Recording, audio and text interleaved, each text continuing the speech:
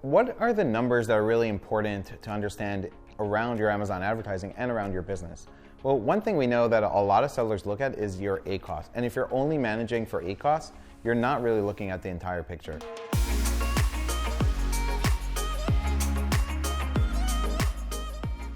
When you drive sales through advertising, it also affects your organic rankings. And so there's this relationship on Amazon between advertising and organic placement and organic positioning.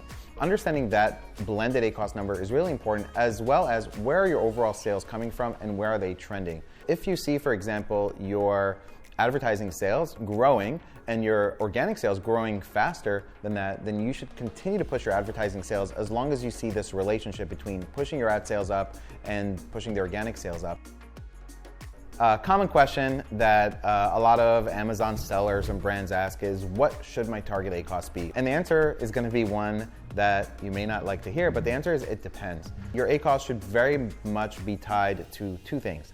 One should be tied to the life cycle of your product. Are you in launch mode? Are you in growth mode? Are you in mature mode? If you're in launch mode, then the majority of your sales are going to come from advertising. You're not going to have a lot of a great organic position yet. You may not have as many reviews. Your conversion rate's not going to be as good as when you get those first 50 reviews or when you get those first 100 reviews. And so you can expect to have a higher ACoS. You also want to push the advertising side very aggressively in the beginning so that you can get organic growth. And when you're a mature product, then you want to have more of your sales coming from the organic side, and your ACoS should be lower. The other relationship to ACoS is, what are your margins? If you have 50, 60% margins on your product, you can push up to a higher ACoS. If you have 10% margins on your product, then obviously you can't do the same. So there's this relationship of both what are your margins and understanding that, as well as where are you in the life cycle of your product to determine what your ACoS should be.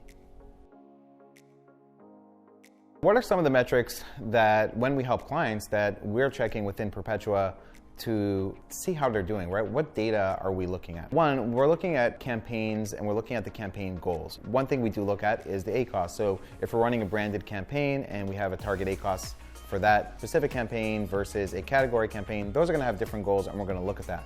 But then we also look more holistically, more high level.